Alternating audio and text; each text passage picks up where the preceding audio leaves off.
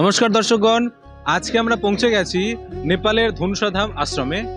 আপনারা দেখেছেন এবং সারা বিশ্বে একটা চর্চার বিষয়ে সন্ত রামপালজি মহারাজজি বিশ্ব শান্তি সম্মেলনের উদ্দেশ্যে একটি বিশাল ধর্ম ভাণ্ডারার আয়োজন করেছে এবং সেই ধর্ম ভাণ্ডারাতে বিশ্বের প্রতিটা ব্যক্তিকে উনি আহ্বান করেছেন এবং দূর দূরান্ত থেকে দেশ বিদেশ থেকে এবং রাজ্যের লোক বিভিন্ন জায়গা থেকে মানুষজন সেখানে আসতে শুরু করে দিয়েছে। আজকে এই বিশ্ব শান্তি সম্মেলনের প্রথম যে দিবস, সেই দিবসে যে ভিডিও আমরা শ্যুট করছি আমরা দেখানোর চেষ্টা করব।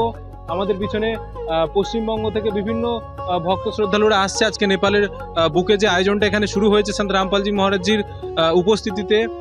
তো সেই দৃশ্য আমরা আপনাদের সামনে তুলে ধরবো। আপনারা দেখতে পাচ্ছেন আমার পিছনে বাস চলে এসছে এবং পশ্চিমবঙ্গ থেকে অত্যন্ত দূর দূরান্ত থেকে ভক্ত শ্রদ্ধালুরা আসছেন এবং সেই সাথে আমার ব্যাকগ্রাউন্ড এদিকে আপনাদেরকে দেখানোর চেষ্টা করব যে এখানে আপনারা দেখতে পাচ্ছেন খুব বড় করে একটা উপরে যে গেট করা আছে সুন্দরভাবে এবং সেখানে লেখা আছে সতলোক আশ্রম ধনুষা নেপাল এবং এখানে সন্ত রামপালজি মহারাজজির বিশ্বের শুভচিন্তক বিশ্ব শান্তি সম্মেলনের উদ্দেশ্যে এবং যে ভ্রাতৃত্বের যে বন্ধন। আজকে আমরা সবাই জানি যে সারা বিশ্বে একটা অরাজকতা সৃষ্টি হয়েছে, যেখানে এক দেশ আরেক দেশের উপরে হামলা করছে এবং যুদ্ধের একটা খুব ভয়ঙ্কর পরিস্থিতি, যেখানে একটা মানবতার যে মানবতা সেটা বিলুপ্ত হয়ে যাচ্ছে এবং সেখানে আমরা দেখতে পাই ছোট বাচ্চা থেকে বয়স্ক মানুষ থেকে মহিলা সবাই অত্যন্ত অসহায় হয়ে পড়েছে এবং এক প্রকার খাদ্য সংকটও দেখা দিচ্ছে। তো এই সংকটপূর্ণ অবস্থাতে সন্ত রামপালজি মহারাজজি যে বিশ্ব শান্তি সম্মেলনের আয়োজন করেছে সেটা বাস্তবে প্রশংসনীয় এবং আমরা সেই বিশ্ব শান্তি সম্মেলনের যে ধর্মযজ্ঞ সেখানে আমরা উপস্থিত হয়েছি। আপনাদেরকে দেখাবো এই বিশ্ব শান্তি সম্মেলনের উদ্দেশ্যে এখানে কি কি আয়োজন করা হয়েছে এবং কি কি ব্যবস্থা সন্ত রামপালজি মহারাজজি দূর থেকে আগত যে শ্রদ্ধালুরা বা পুণ্যার্থীরা তাদের জন্য উনি কি ব্যবস্থা করেছেন, সমস্ত কিছু আমরা আপনাদেরকে দেখাবো। আপনারা যুক্ত থাকুন এসি নিউজ পশ্চিমবঙ্গ চ্যানেলের সাথে। ধন্যবাদ।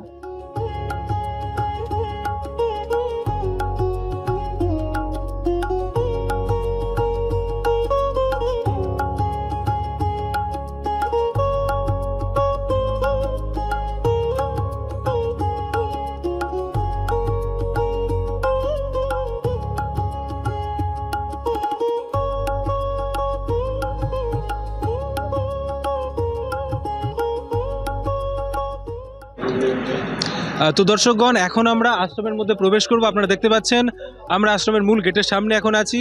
আমরা এখন প্রবেশ করব। আশ্রমের যে গেট দেখতে পাচ্ছেন লেখা আছে প্রবেশদ্বার এবং এখানে যে সেবাদার সন্ত রামপালজি মহারাজজি নিযুক্ত করে রেখেছেন, ওনারা এখানে যে প্রসেসিং যে একটা প্রপার যে সিকিউরিটি সিস্টেম সেটা আমরা এখানে দেখতে পাচ্ছি। আপনারা দেখতে পাচ্ছেন যে প্রপার যে সিকিউরিটি সিস্টেম। তো এখানে দেখতে পাচ্ছেন যে এখানে আগত যে সমস্ত যে পুণ্যার্থীদের তাদের প্রপার সিকিউরিটির সাথে চেকিংয়ের মাধ্যমে ভিতরে প্রবেশ করানো হচ্ছে এবং সেই সাথে আশ্রমের যে এখানে দৃশ্য আপনারা দেখতে পাচ্ছেন খুব বড় বড় ব্যানার টাঙানো আছে এবং বিশ্ব শান্তি সম্মেলনের যে লেখা যে উদ্দেশ্য সেটা আমরা চারদিকে দেখতে পাচ্ছি। সেই সাথে আমরা যাবো আশ্রমের ভিতরে এবং দেখাবো প্রত্যেকটা দৃশ্য। আপনারা যুক্ত থাকুন এসি নিউজ পশ্চিমবঙ্গ চ্যানেলের সাথে। ধন্যবাদ।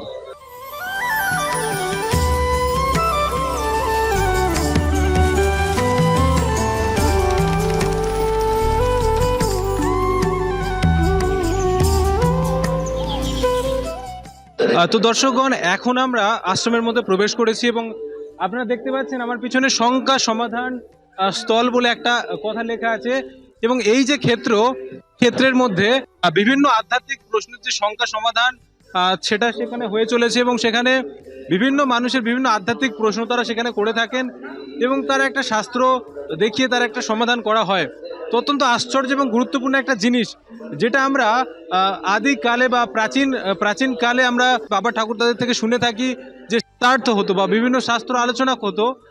বয়স্ক ব্যক্তিরা এক জায়গাতে বসে বিভিন্ন শাস্ত্র আলোচনা করতো, ধার্মিক বিষয়ে চর্চা করতো। সেই বিষয়টা আমরা আজকে এখানে দেখতে পাচ্ছি।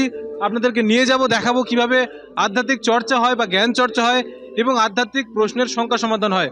চলুন আমাদের সাথে, আপনাদেরকে দেখাবো সম্পূর্ণ কভারেজ দেখাবো যে কিভাবে আধ্যাত্মিক যে জ্ঞান আলোচনা বা শঙ্কা সমাধান হয়। আপনারা আসুন আমাদের সঙ্গে এবং আপনাদের প্রত্যেকটা দৃশ্য আমরা দেখাবো।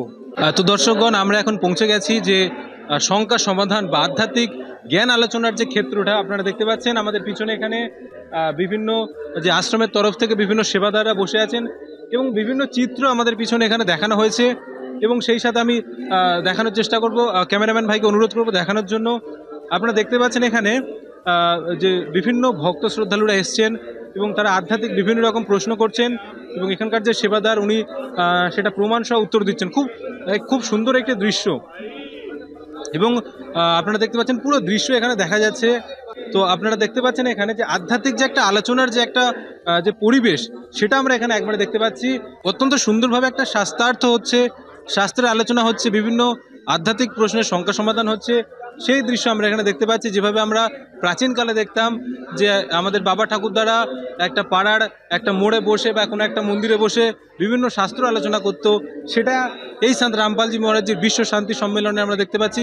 সেই সাথে ক্যামেরাম্যান ভাইকে অনুরোধ করবো দেখানোর জন্য। এখানে প্রচুর শাস্ত্র রাখা আছে, আপনারা দেখতে পাচ্ছেন একে একে বাইবেল থেকে শুরু করে এদিকে দেখতে পাচ্ছেন কবির সাগর, ঘট রামায়ণ, শ্রীমদ্ ভাগবত সুধা সাগর, শ্রীমদ্ ভাগবত গীতা রয়েছে এটা।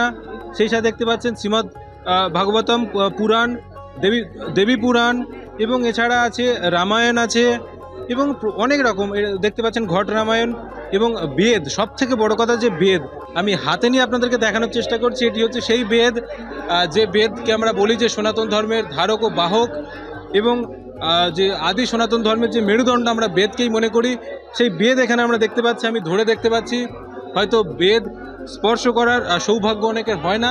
তো আমি দেখতে পাচ্ছি এখানে অথর্ববেদ আমার হাতে রয়েছে হিন্দি ভাষায় এবং এর সাথে সাথে রয়েছে ঋগ্বেদ, আপনাদেরকে দেখাবো।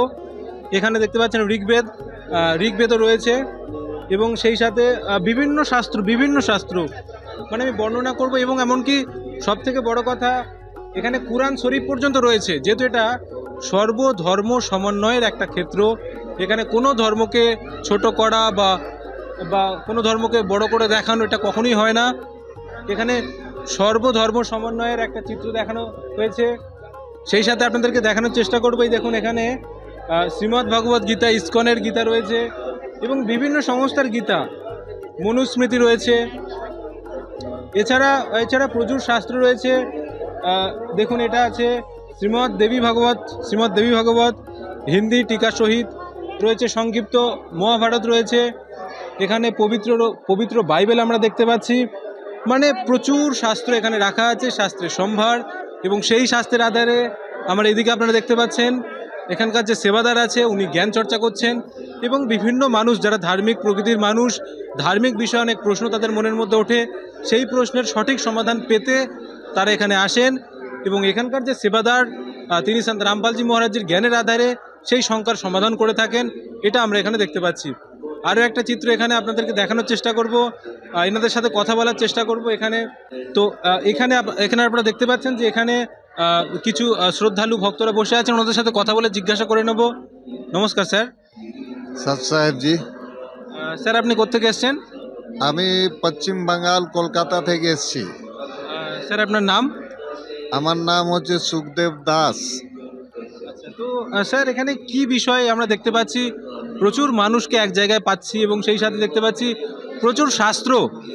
আমরা বিভিন্ন জায়গায় গিয়েছি, বিভিন্ন মন্দিরে গিয়েছি এবং অনেক ধার্মিক সংস্থার মধ্যে গিয়েও দেখেছি এইভাবে শাস্ত্র খুলে এইভাবে বসে আলোচনাটা আমরা কোথাও দেখি না। দেখতাম কোনো একজন মহারাজজি কিছু একটা বলছেন, শ্রদ্ধালুরা শুনছেন এবং শ্রদ্ধালুদের যে প্রশ্ন উত্তরের যে একটা জায়গা সেটা আমরা দেখতে পাই না। এখানে দেখতে পাচ্ছি যে আপনারা বসে আলোচনা করছেন, এখানে বিভিন্ন শাস্ত্র রাখা আছে, এই বিষয়টা একটু যদি খুলে বলেন। এখানে আমাদের সন্ত রামপাল জি মহারাজ, আমাদের শ্রদ্ধেয় গুরুজি, উনি আমাদেরকে যে ভক্তিবিধিটা বলছেন সেটা হচ্ছে সম্পূর্ণ শাস্ত্র সম্মত ভক্তিবিধি, যেটা শাস্ত্র অনুযায়ী সাধনা করে ভগবানকে অতি সুলভে পাওয়া যায় এবং ভগবান থেকে যে সমস্ত লাভটা আমরা অতি সহজে পেতে পারি, যেটা আমরা আগে পাহাড়ে পর্বতে মন্দিরে পাথরে মাথা ঠুকেছি কিন্তু সেটা পেতে পারিনি। সুতরাং এখানে সন্তরামপালজি মহারাজ আজকে শাস্ত্র খুলে সম্পূর্ণ ভক্তি বিধিটা বলে দিয়েছেন যে কিভাবে ভক্তি করলে পারে ভগবানকে পাওয়া যাবে এবং ভগবান থেকে যে লাভ পাওয়া যায় সেটা অতি সহজে এবং সুলভে পাওয়া যাবে।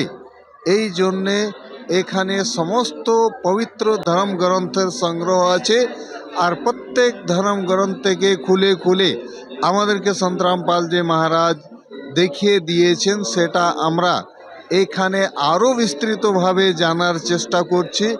এবং যারা এখনও সম্পূর্ণ এই ধর্মশাস্ত্র ভক্তিবিধির সম্পর্কে সম্পূর্ণ শাস্ত্রসম্মত ভক্তিবিধির সম্পর্কে জানেন না, তাদেরকে এখানে প্রত্যেক ধর্মশাস্ত্র থেকে বেদ, পুরাণ, গীতা, আরও আপনার হলো পবিত্র ধর্মগ্রন্থ হচ্ছে বাইবেল, পবিত্র ধর্মগ্রন্থ হচ্ছে আপনার কুরআন শরীফ, এ সমস্ত ধর্মগ্রন্থ আছে।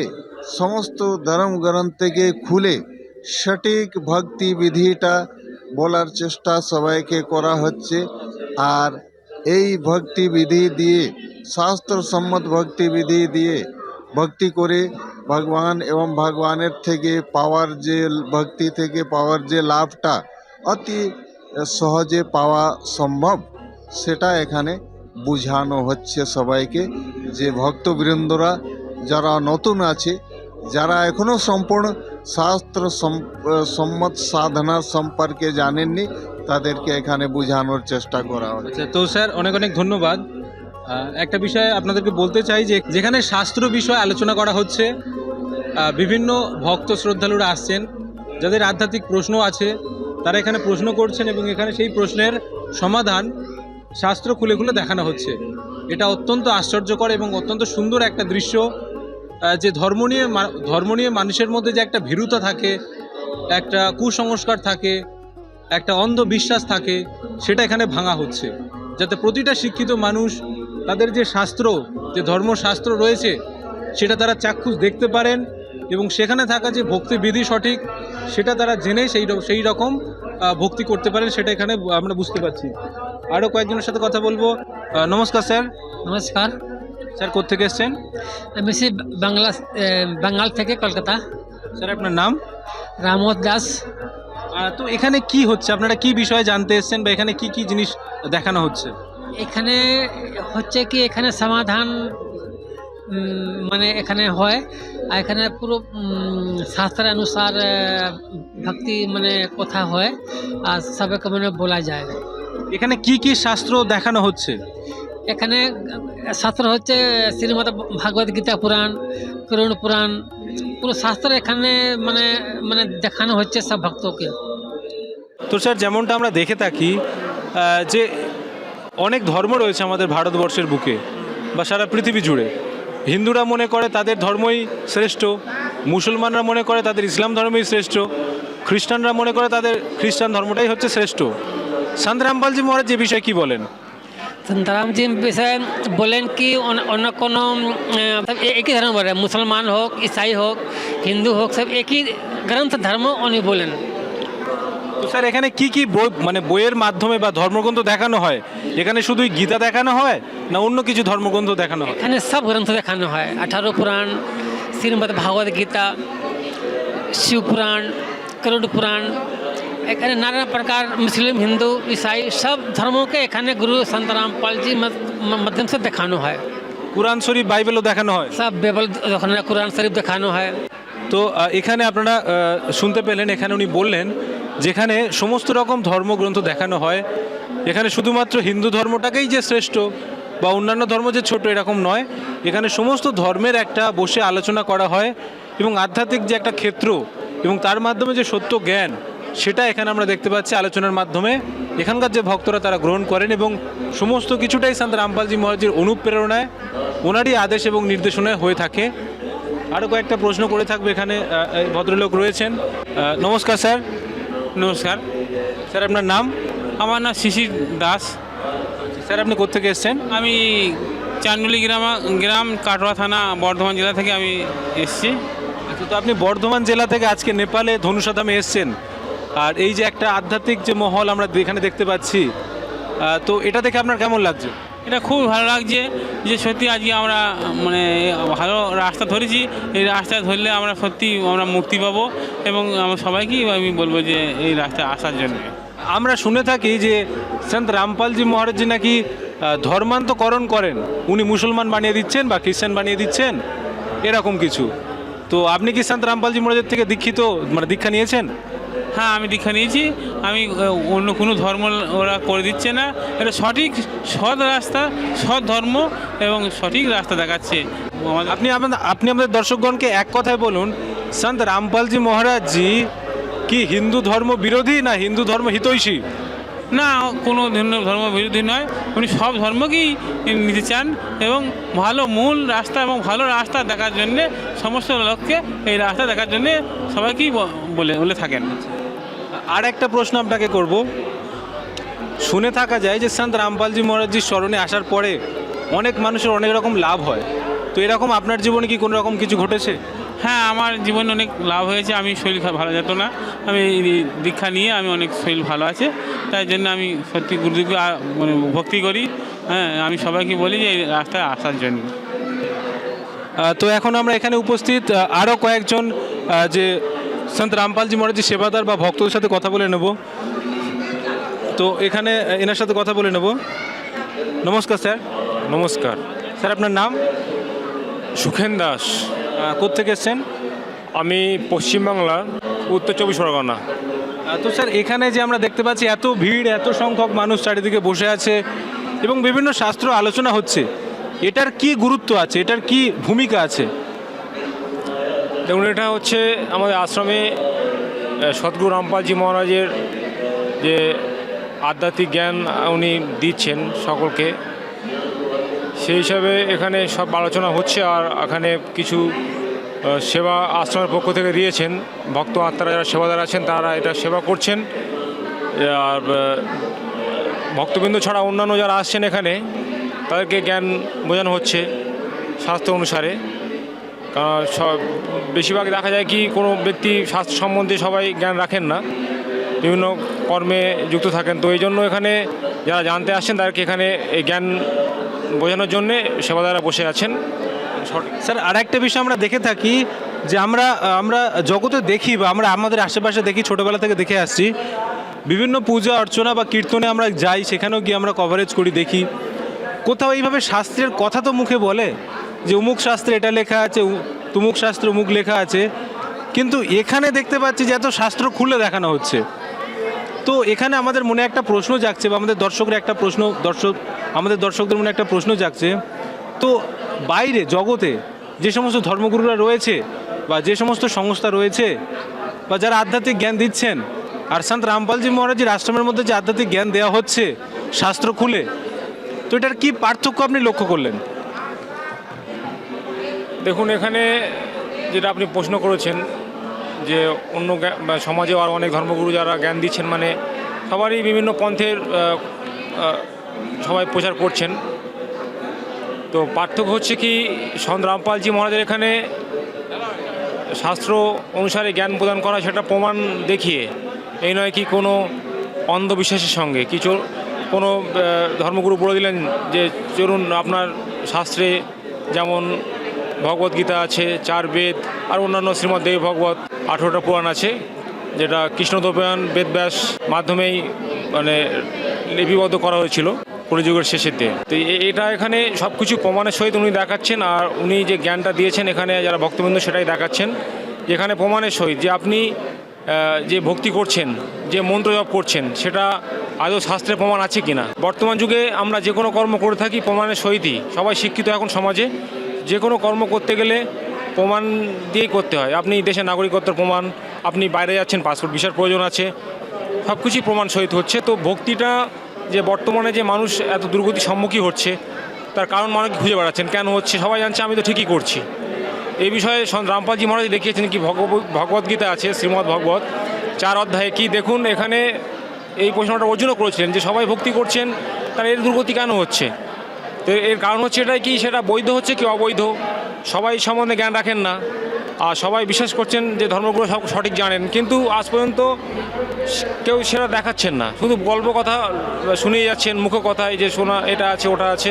এখানে সেটা প্রত্যক্ষ প্রমাণ দেখিয়ে দেখানো হচ্ছে যে মানে প্রতিটা পৃষ্ঠা খুলে খুলে যে কী লেখা আছে। আপনারা বর্তমান শিক্ষিত আছেন, এরা সঠিক পথটাকে জানুন আর সঠিক পথটাকে অবলম্বন করুন, লাভ হবেই, কিন্তু শাস্ত্রে প্রমাণ আছে, হচ্ছে না। তো স্যার আরেকটা প্রশ্ন আমরা জানতে চাইবো আপনার কাছে, দেখুন অনেকে বলে থাকে বা সন্ত রামপালজি মহারাজের শিষ্যরাও বলে থাকে যে ভাই শাস্ত্রে এক আছে আর আমরা সাধারণ মানুষ আমরা উল্টো কিছু করছি, মানে আমরা শাস্ত্রের বাইরে গিয়ে কিছু করছি। তো এখানে আমরা এসেছি, আপনার কাছে একটা প্রশ্ন থাকবে, অনুরোধ থাকবে যে সাধারণ মানুষ তারা এরকম কি ভুল করছে যেটা শাস্ত্রের মধ্যে সত্য লেখা আছে, শাস্ত্রের মধ্যে যেটা লেখা আছে তার বাইরে গিয়ে আমরা সাধারণ মানুষ ভুল করছি, এরকম কোনো একটা প্রমাণ আপনি আমাদেরকে দেখান। দেখুন, এখানে আমাদের সদ্গুরুদেবের কৃপায় শাস্ত্র রাখা আছে। তো শ্রীমদ্ দেবভাগবত পুরাণে যে প্রমাণ এখানে আপনাকে দেখাবো এখন, যেটা এখানে আছে আশ্রমে, এই শ্রীমদ্ দেবভাগবত পুরাণ দেখুন, এটা আমার আশ্রমের পুস্তক নয়, এটা গীতা প্রেস থেকে প্রকাশিত সারা ভারতবর্ষে, এবং ইউটিউবেও এটা আপনি দেখতে পারেন। মানে সনাতন ধর্মের পুস্তক বলে সব ছাড়া আছে। দেবভাগবত পুস্তকে এখানে তৃতীয় স্কন্ধ 42 মন্ত্রে বিষ্ণু, এই দেখুন এখানে তৃতীয় স্কন্ধে ভগবান বিষ্ণু মাতা দুর্গা দেবীকে বিষয়ে বলছেন। এটা হচ্ছে শ্রীমদ্ দেবভাগবত, দেখালাম যেটা, পুনরায় দেখাচ্ছি। গীতা প্রেস থেকে প্রকাশিত, গোরক্ষপুর, কলকাতার সংস্থান।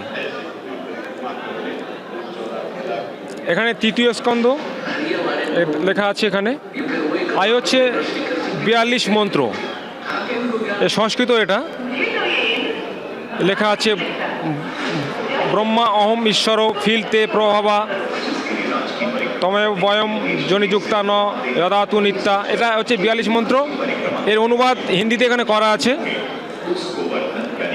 এখানে বিষ্ণু বলছেন মাতা দুর্গা দেবীকে, যেগুলো আমরা একদিন শুনে এসেছিলাম কি ভগবান বিষ্ণু অজর অমর, মানে ওনারা অবিনাশী, জন্মমৃত্যু হয় না, ব্রহ্মা বিষ্ণু মহেশ। এখানে সে প্রমাণটা আছে কি ওনাদের জন্মমৃত্যু হয়, ওনারা অজর অমর নন, অবিনাশী নন, ওনারা সর্বসর্বা নন। বিষ্ণু বলছেন যে ব্রহ্মা, আমি আর শঙ্কর, আমরা তিনজন, মানে আমাদের আবির্ভাব ও তিরোভাব হয়, জন্মমৃত্যু হয়ে থাকে, আমরা অবিনাশী নই, আর সব দেবতারাও অবিনাশী কেউ নন। ভগবান বিষ্ণু বলছেন মাতার স্তুতি করতে করতে যে ব্রহ্মা मैं तथा शंकर हम सब आपके ही प्रभाव से उत्पन्न होते हैं। जब हम नित्य नहीं है तो फिर इंद्र आदि प्रमुख देवता कैसे नित्य हो सकते हैं। समस्त चराचर जगत की जननी तथा सनातन प्रकृति स्वरूपा आप ही है, आप ही नित्य है। যে দেখছেন আপনারা, এটা হিন্দিতে পড়লাম, এর অর্থ হচ্ছে এটা কি, এখানে ভগবান বিষ্ণু বলছেন কি আমি ব্রহ্মা ও শঙ্কর, এই ত্রিদেব আমরা যে আছি, এই তিনজনেই দেবী দুর্গার প্রভাবেই আমরা আছি, ওনার কৃপাতেই আমরা আছি, আমরা অবিনাশী নই। আর প্রকৃতি দেবী হচ্ছে ওনাদের জ্ঞানে, ওনাদের আধ্যাত্মিক জ্ঞানে ওনারা এটাই জানেন কি প্রকৃতি দেবী সনাতনী অবিনাশী, এটা হচ্ছে ওনাদের আধ্যাত্মিক জ্ঞান। এই শাস্ত্র সেই প্রমাণ দিয়েছে, এটা ওনারা অবিনাশী নন, এই প্রমাণটা আমরা দেখেছি। কিন্তু সমাজে আমাদেরকে একদিন স্মরণ হতো কি এনারা অবিনাশী, অজর অমর, এনাদের জন্মমৃত্যু হয় না, এনারা চির যুবক থাকে, অজর, এনাদের বার্ধক্য আসে না। অজর মানে যুবক থাকা, জরা মানে বার্ধক্য হয়। তো এই জন্যে এই অজ্ঞানটা ছিল, আমরা জানতাম। এই যে প্রমাণ কেউ দেখাননি, কিন্তু এখন আমাদের পবিত্র সদ্গ্রন্থে এই প্রমাণটা দেখা যাচ্ছে কি এনারা ত্রিদেব, এরা পূর্ণ পরমাত্মা নন, আর এনাদের আধ্যাত্মিক জ্ঞানে দেবী দুর্গাকে এনারা শ্রেষ্ঠ মানেন, যে ইনি সব কিছু।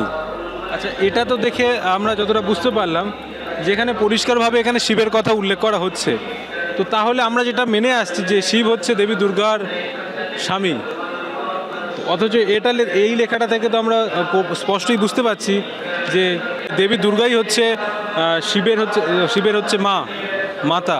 তো এটা তো আমাদের সমাজে একটা বিভ্রান্তি সৃষ্টি করেছে না? দেখুন স্যার, এখানে এই শ্রীমদ্ দেবভাগবত থেকে এই তৃতীয় স্কন্ধে 5ম অধ্যায়ে 8 মন্ত্রে ভগবান শঙ্কর এই প্রশ্নটাই করেছেন।